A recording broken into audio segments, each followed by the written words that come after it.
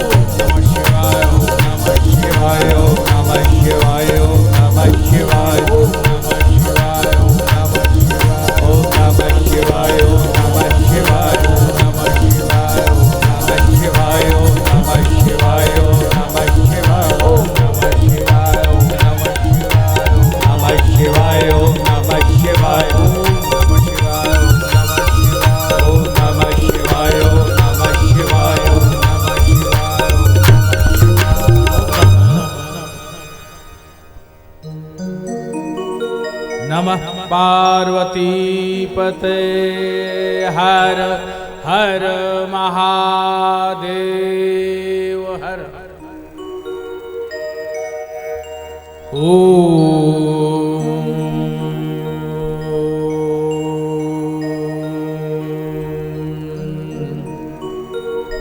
नमः शिवाय।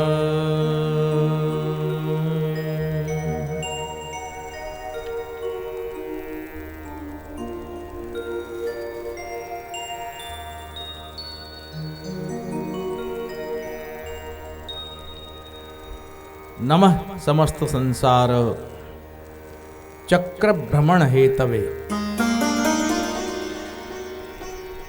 गौरी कुचित द्वंद कुंकुमांकित वृक्ष से।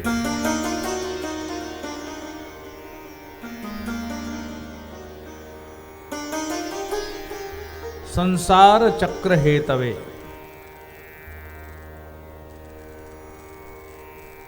ये संसार का एक चक्र है। इस संसार चक्र के कारण भी शिव ही हैं। एक चक्र शिव ने बनाया जो विष्णु जी को दे दिया। एक चक्र और शिव ने बनाया जिसमें संसार के जीव फंस गए। एक चक्र ब्रह्मा ने बनाया जिसमें बैठकर सारे ऋषि मुनि तीर्थ या राज प्रयागराज से नैमिषारण्य पहुंच गए। ये चक्र है। और एक चक्र योगियों का चक्र है जो 6 चक्रों का क्रम है जिसका भेदन करने से कोई योगी शिव को पा जाता है, जिसको कहा जाता है षट चक्र भेदन। मूलाधार चक्र से स्वादिष्ठान चक्र में प्रवेश करता है कोई योगी।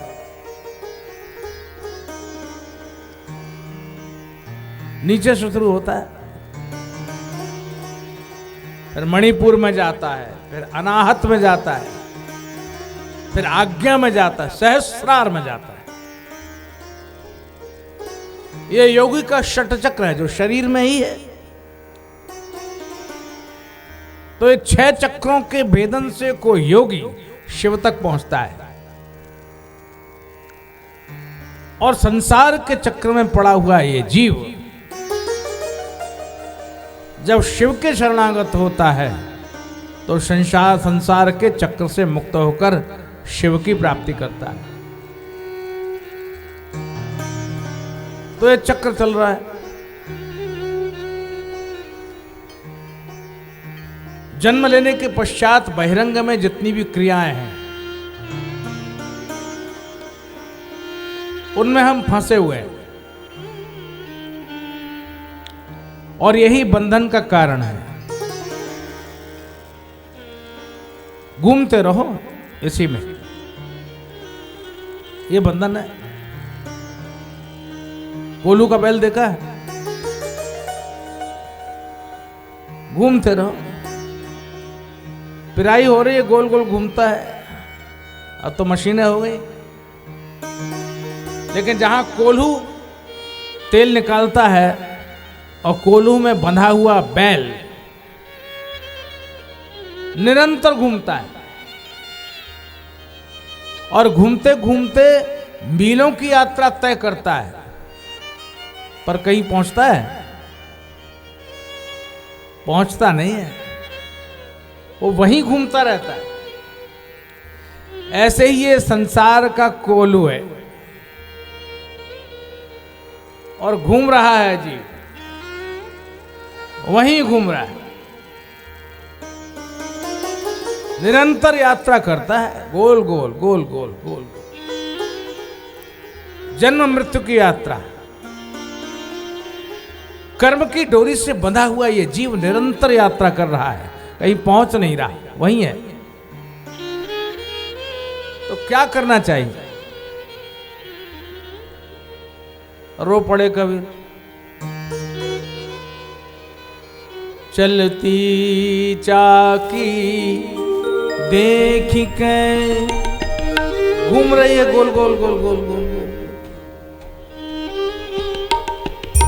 चलती चाकी देखी के, चलती चाकी देखी के,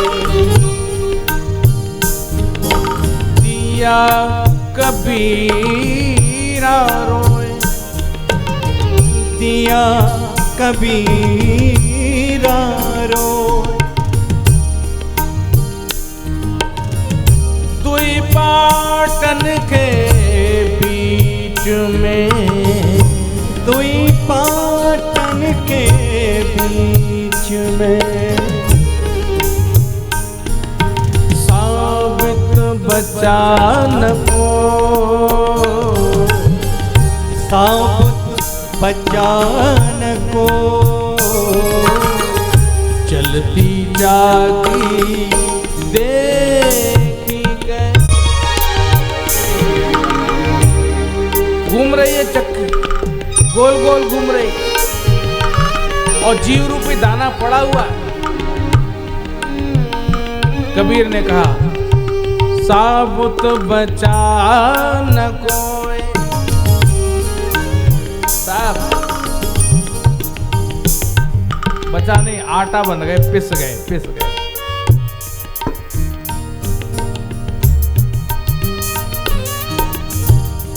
अच्छी कथा मिलती है महापुरुषों के परिवार में भी, एक से एक। कबीर का बेटा बैठा था वहां कमाल। उसने कहा पिताजी साबुत बचा न कोई, ये तो आपने कह दिया, लेकिन थोड़े बहुत बच भी जाते हैं। कैसे? तो कहा चक्की घूम रही है, आरे पारे जो रहे, आरे पारे जो रहे, आरे पारे जो रहे, आरे पारे जो रहे, जीना पी से सोए, जीना पी से घूंट पकड़ के जो रहे, घूंट पकड़ के जो रहे, पीस सके ना को, पीस सके ना को। जो चक्की में इधर उधर रहेगा वही आटा बनेगा, और जो चक्की के बीच में जो खूंटी है, कील है, अगर वहां कहीं दाना पहुंच गया तो उसे कोई नहीं पीस सकता। यही ब्रह्म की खूंट है। इस संसार के बीच में ईश्वर, शिव, परमात्मा, अगर उसको कोई पकड़ लेगा तो मजाल है कोई पीस जाए। तब तक कबीर की बेटी वहां बैठी थी। उसने कहा भैया तुमने बात तो बहुत अच्छी कही, लेकिन खूंट का पकड़ना माने ज्ञान को पकड़ना। ज्ञान का पंथ बड़ा टेढ़ा है। ज्ञान का पंथ कृपाण की धारा, ज्ञान का रास्ता तो तलवार की धार है, बड़े बड़े गिर गए। तो भाई तुम क्या कहना चाहती हो? कबीर ने पूछा। भाई बच्चे होशियार हो जाएं और बढ़िया बात कहते हो तो बाप भी कुरेदता है। हाँ बेटा तूने क्या सोचा? तो कबीर की बेटी कमाली, उसने कहा पिताजी भैया ने कहा तो ठीक, लेकिन ब्रह्म को पकड़े रहना भी बहुत कठिन है, वहां भी खतरा है। क्या खतरा है?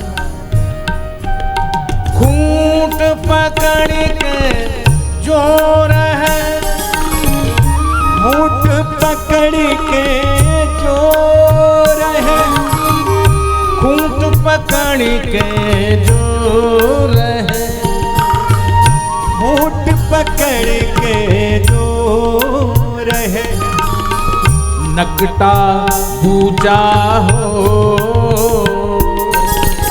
नकटा पूजा हो। खूंट पकड़ के जो रहे, होठ पकड़ के जो रहे, नकटा पूजा हो, नकटा पूजा हो। दाना वही सराहिए, दाना वही सराहिए, जो उछट बाहिरो हो, जो उछट बाहिरो हो। ऊँट पकड़ के जो रहे,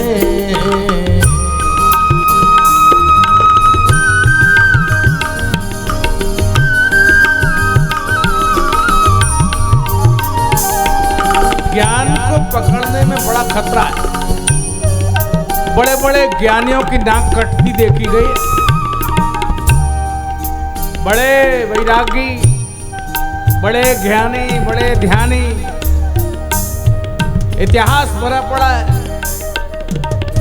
विश्वामित्र जैसे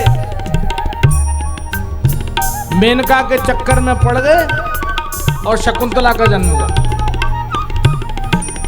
नारद जैसे मोहिनी के चक्कर में पड़े, वो तो भगवान ने बचा लिया, अच्छा हुआ, वरना नकटा पूछा होने में कोई कसर बाकी नहीं थी। अच्छे अच्छे होते हैं, ज्ञान की पकड़ मजबूत हो तब ठीक है, और अगर कहीं जरा भी असावधानी हुई तो बड़े बड़े ज्ञानी नाक कटी या पूछा हो गया, समाज में उसकी बेकदरी हो जाती। तो आप समझे, ये चक्की चल रही है, इसमें जीव घूम रहा है रोज गोल गोल, लेकिन सबसे बढ़िया यही है कि यहां से उछट जाए, चक्की से बाहर चला जाए तो मुक्त हो गया। यही है मोक्ष की यात्रा। संसार के चक्र से मुक्त होने की जो कोशिश है, वही महत्वपूर्ण बात है। ये चक्की के अंदर रहना ही नहीं है, न खूंट में रहना है, न चक्की में रहना है। हमें तो संसार के चक्र से बाहर जाना है, जिसको मोक्ष कहा जाता है, जिसको मुक्ति कहा जाता है। न वो आएगा न जाएगा, मुक्त हो जाएगा। इसलिए शिव शुद्ध, बुद्ध, मुक्त और सर्वमय, सर्वव्यापक हैं। उनकी शरणागत होने से जीव मुक्त होता है। ये भकार है ना, भा, भा माने भकार, भकार माने भा, भा, ये बड़ा महत्वपूर्ण है। भा से भगवान, ठीक है, भा से भक्ति, भा से भक्त, भा से भुक्ति, भुक्ति माने भोग, भाई भा है, और जरा चूके तो भोग में चले गए, और जरा से हटे तो भक्ति में चले गए, और दोनों से मुक्त हुए तो भगवान को पा गए। भा को पकड़ लो जिसमें भगवान बैठा हो, उस भा को मत पकड़ना जिसमें भोग बैठा हो। ये भुक्ति ही जीव को बंधन में डालने का कारण होती है। इसलिए भगवान शंकर ने कहा कि मुझे बड़े बड़े विद्वान वेद मंत्रों से मेरी आराधना करते हैं, लेकिन क्या मंत्र पढ़ने से ईश्वर मिल जाएगा और मुक्ति हो जाएगी? बिना भाव के मुक्ति नहीं होगी।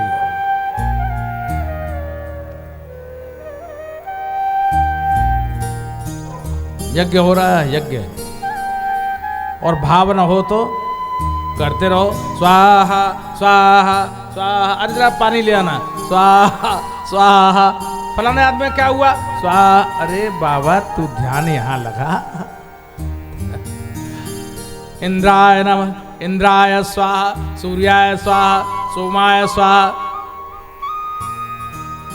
और बीच बीच में क्या करते जा रहे हैं? ध्यान अलग है। क्या होना चाहिए? दशरथ जी के बेटा नहीं था और दशरथ जी ने अपने दामाद को बुलाया। दामाद थे उनके श्रृंगी ऋषि। श्रृंगी ऋषि पुत्र उत्पत्ति के कार्य में बहुत अधिक निष्णात थे और यज्ञ प्रारंभ हुआ। स्वाहा स्वाहा स्वाहा स्वाहा और अग्नि प्रकट हो गए। अग्नि प्रकट हुए। कैसे हो गए? ऐसी कहने से हो गए?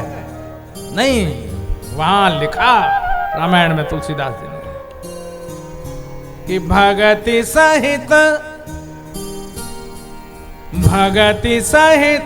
मुनि आहुति दीने। भगति सहित मुनि आहुति दीने। भगति सहित मुनि आहुति दीने। भगति सहित मुनि आहुति दीने। प्रगटे अग्नि चरु करली। प्रगटे अग्नि चरु करली।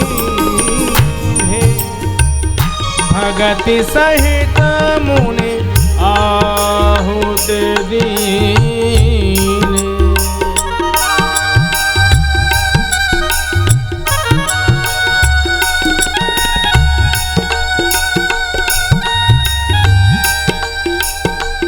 ओम अग्नये स्वाहा, अग्नये स्वाहा।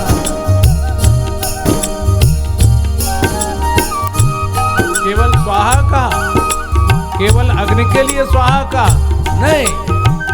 भगति सहित मुनि आहुति दीने।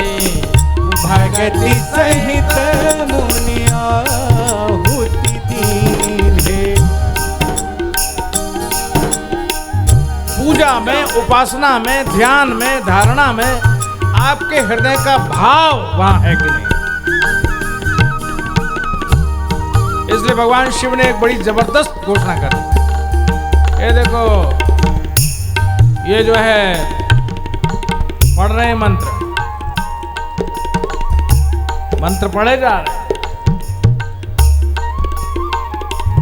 सहस्र शीर्षा पुरुष सहस्राक्ष सहस्रपाद सभूमिग्रम सर्वतः स्पृत्वा दतिष्ठत् दशांगुलम।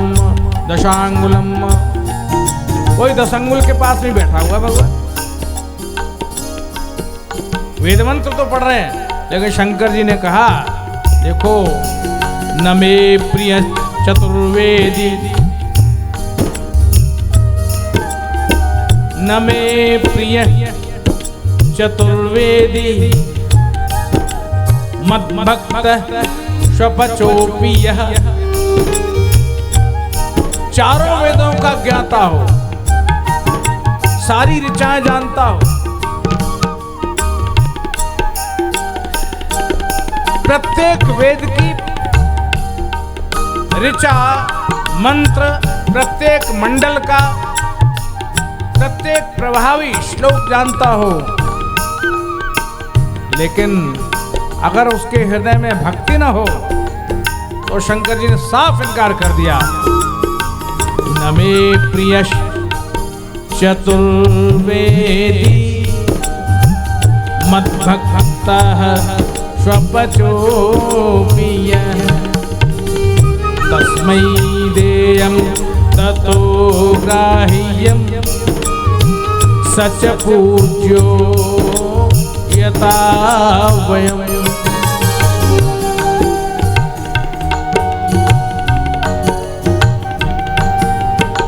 ये बाबा करता क्या है? जंगल में एक भील था और वहीं एकांत में शिवलिंग विराजमान।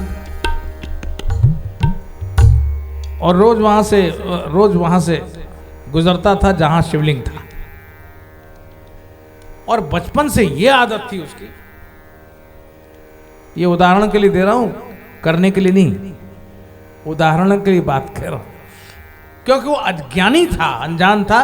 बचपन से खेल खेल में वो ऐसी कंकड़ पत्थर मारने की आदत थी। बहुत से बच्चों में होती है, आपने देखा होगा, चलती गाड़ी में यूं कंकड़ मार देंगे, ट्रेन में पत्थर मार दें, ऐसे शीशे टूट जाते हैं, नुकसान होता है। तो कभी कभी किसी बच्चे में आदत ही होती है, कुछ उग्र स्वभाव होता है। तो भील जो था बचपन से ही वहां से गुजरता तो एक आध कंकड़ी वो शिवलिंग में मार के चला जाता, और वो रोज का नियम था, वहीं से गुजरता एक पत्थर मारा गया, रोज बरसों बरस हो गया, बड़ा हो गया। एक दिन वो बीमार पड़ गया, उधर से गुजरा नहीं। अब बीमार पड़ गया तो शंकर जी को बेचैनी हो गई, आज पत्थर मारने नहीं आया। तो शंकर जी उसकी झोपड़ी में जाके प्रकट हो गए। अरे अरे बाबा, तुम आज आए नहीं? अरे आप कौन है? बोले मैं वही हूं जिसको तुम रोज पत्थर मार के जा रहे हो। वाह, मैं तो समझता नहीं था कि आप कौन है। शंकर जी ने कहा मैं ही हूं, मैं ही इस जगत को चलाने वाला। लेकिन बात तो यह है कि तुमने पत्थर मारकर ये निश्चित कर दिया कि मेरे अंदर भी चोट लगेगी। माने तुमने ईश्वर को जागृत माना, और दूसरे लोग तो वेद पाठ करते हैं, मंत्र पाठ करते हैं, पूजा करते हैं, लेकिन वो जागृत नहीं मानते, और उनके सामने भी बहुत सी गड़बड़ी करते रहते, मर्यादा भी तोड़ देते हैं। लेकिन तू रोज इसलिए कंकड़ मारता था, लगेगी भगवान को, लगेगी। तो आज तू आया नहीं, तो मैंने कहा तेरे पास ही चलूं, जरा पूछूं क्या हाल चाल।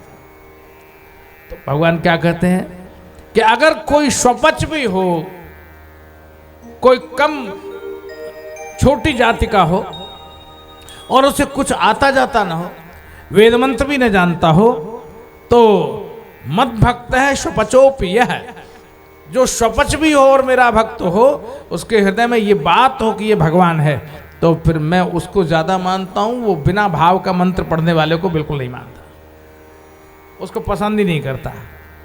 अब एक ऐसा बढ़िया श्लोक है यहां पर, जो गीता में भी है, यहां भी है, बिल्कुल ज्यों का त्यों श्लोक यहां गीताकार का, चाहे गीता में शिवपुराण से आया हो, चाहे शिवपुराण में गीता से आया हो। भगवान शंकर कहते हैं कि पत्रम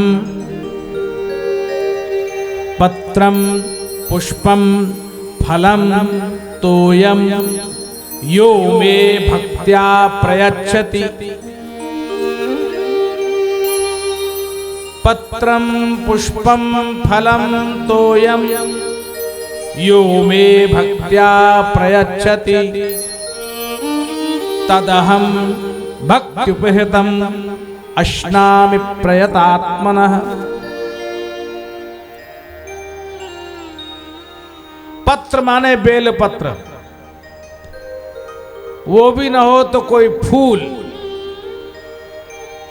वो भी न हो तो कोई फल। कौन सा? धतूरा ही चढ़ा दे भाई। और वो भी ना हो तो तोयम माने पानी, तो पानी चढ़ा दे। लेकिन शर्त यह है भक्त्या, भक्ति के साथ चढ़ाए। बस हृदय में भक्ति होनी चाहिए। भगवान को अनेक प्रकार के व्यंजनों का भोग लगाओ। हमारे यहाँ गिरिराज जी में हर साल 5-7 ऐसे 56 भोग होते हैं गोवर्धन में, अद्भुत।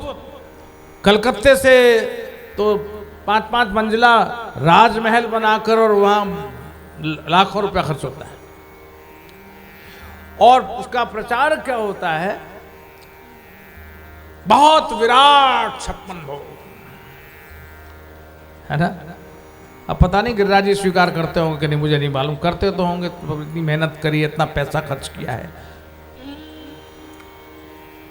मंदिर में गए, भगवान को पोशाक चढ़ाई। पोशाक चढ़ाने का भी चलन है।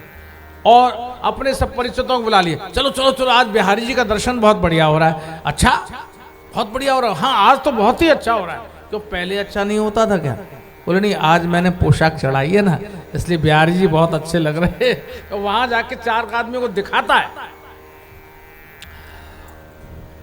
तो बिहारी जी को दिखा रहा है या अपनी चढ़ाई हुई पोशाक दिखा रहा है? अपना अर्पण किया हुआ,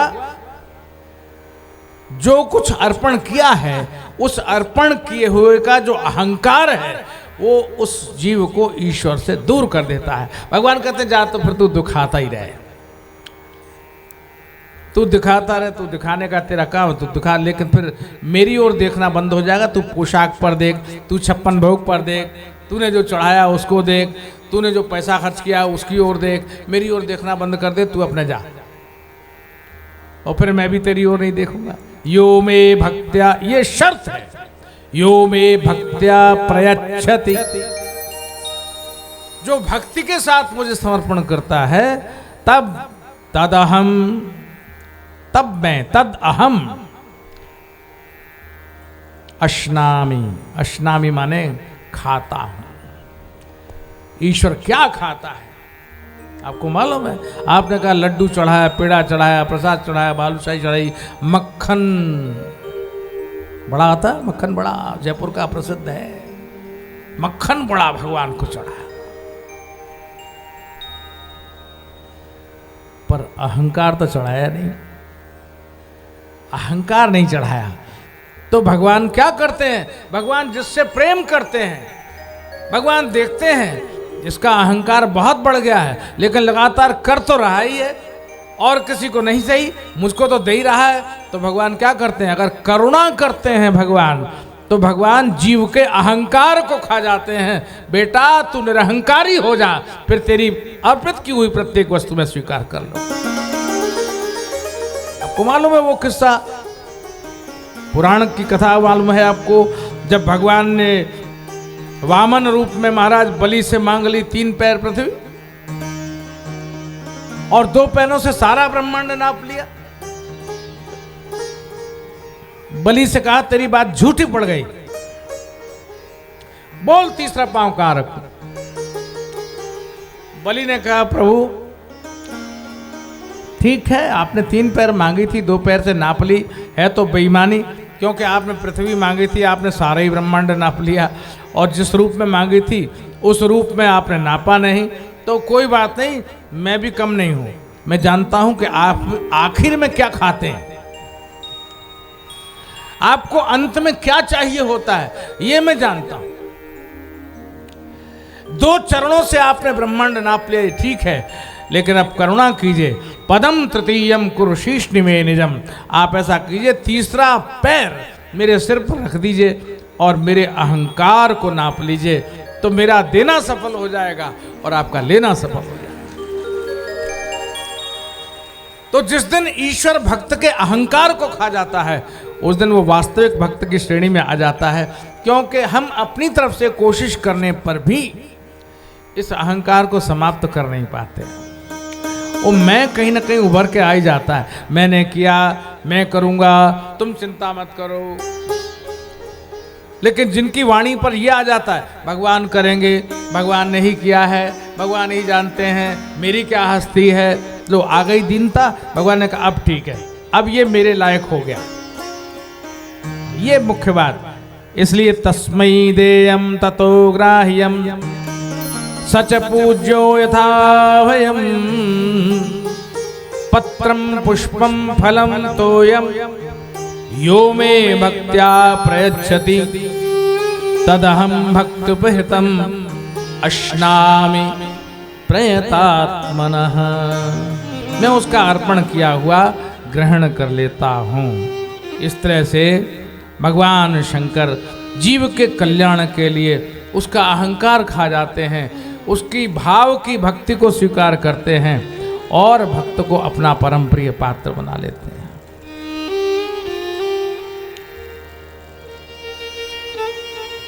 जन जन का कल्याण करे, जन जन का कल्याण करे मेरा भोला भाला, जन जन का कल्याण करे मेरा भोला भाला, जन जन का कल्याण करे मेरा भोला बाबा, जन जन का कल्याण करे मेरा भोला बाबा। हर मुश्किल आसान करे मेरा भोला बाबा।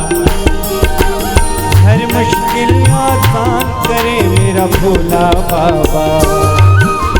जन जन का कल्याण करे मेरा भोला बाबा।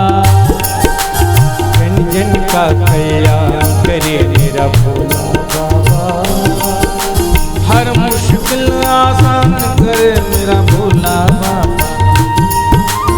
हर मुश्किल आसान करे मेरा भोला बाबा। ओम नमः शिवाय, ओम नमः शिवाय, ओम नमः शिवाय, ओम नमः शिवाय, ओम नमः शिवाय, ओम नमः शिवाय।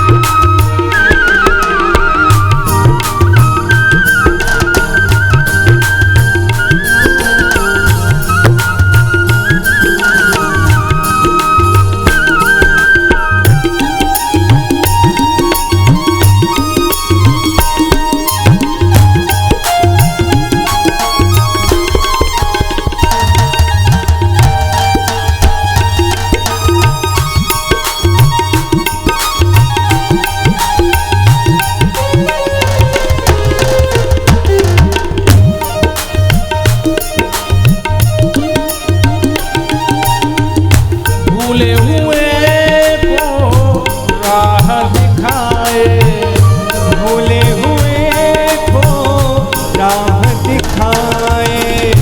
भूले हुए को राह दिखाए। भूले हुए को राह दिखाए। देवों को अमृत पिलवाए। देवों को अमृत पिलवाए। देवों को अमृत पिलवाए। देवों को अमृत पिलवाए। और खुद ही विष का पान करे मेरा भोला बाबा। और खुद ही विष का पान करे मेरा भोला बाबा। खुद ही विष का पान करे मेरा भोला बाबा। और खुद ही विष का पान करे मेरा भोला बाबा। जन जन का कल्याण करे मेरा भोला बाबा। जन जन का कल्याण करे मेरा भोला बाबा। ओम नमः शिवाय, ओम नमः शिवाय, ओम नमः शिवाय, ओम नमः शिवाय, ओम नमः शिवाय, ओम नमः शिवाय।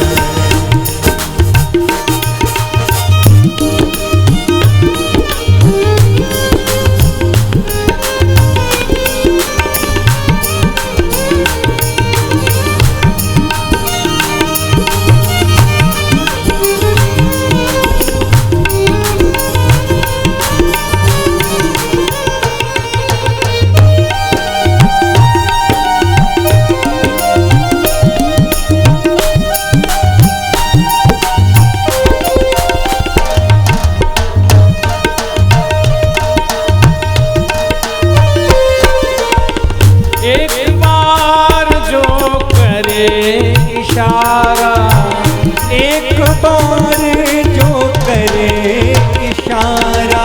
एक बार जो करे इशारा।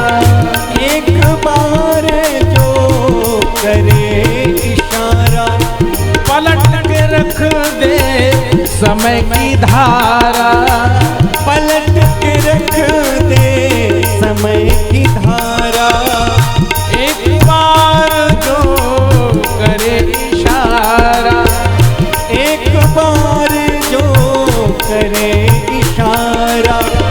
पलट के रख दे समय की धारा।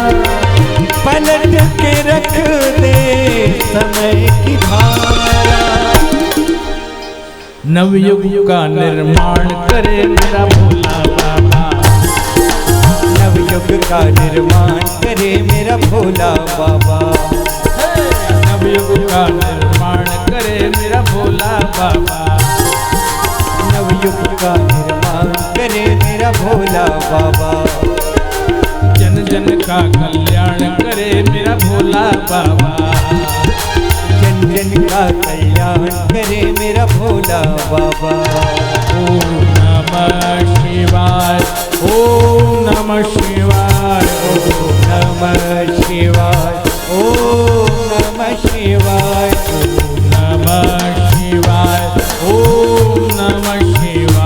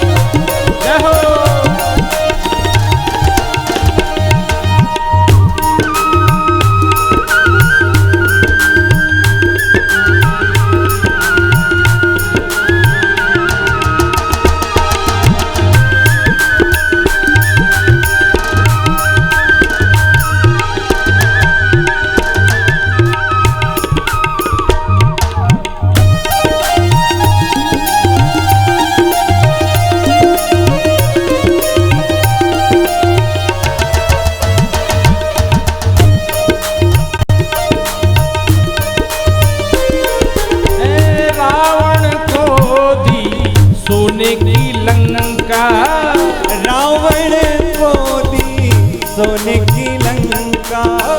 रावण को दी सोने की लंका। रावण को दी सोने की लंका। ये त्रिभुवन में बाजा था डंका। त्रिभुवन में बाजा था डंका। रावण को दी सोने की लंका। रावण को दी सोने की लंका। त्रिभुवन में बाजा था डंका। त्रिभुवन में बाजा था डंका। निर्धन को धनवान करे मेरा भोला बाबा। निर्धन को धनवान करे मेरा भोला बाबा। निर्धन को धनवान करे मेरा भोला बाबा। निर्धन को धनवान करे मेरा भोला बाबा। जन जन का कल्याण करे मेरा भोला बाबा। जन जन का कल्याण करे मेरा भोला बाबा। ओम नमः शिवाय, ओम नमः शिवाय, ओम नमः शिवाय, ओम नमः शिवाय, ओम नमः शिवाय, ओम नमः शिवाय, ओम नमः शिवाय, ओम नमः शिवाय।